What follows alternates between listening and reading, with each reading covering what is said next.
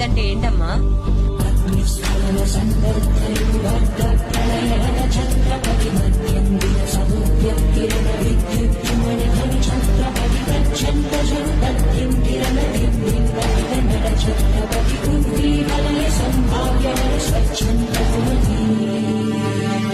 తన కోసం తను బతికేవాడు మనిషి, నలుగురు కోసం బతికేవాడు ఛత్రపతి.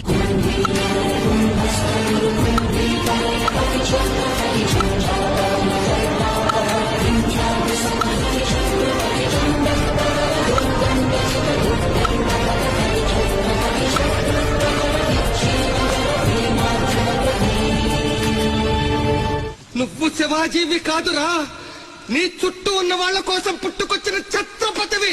తిప్పరామేశం.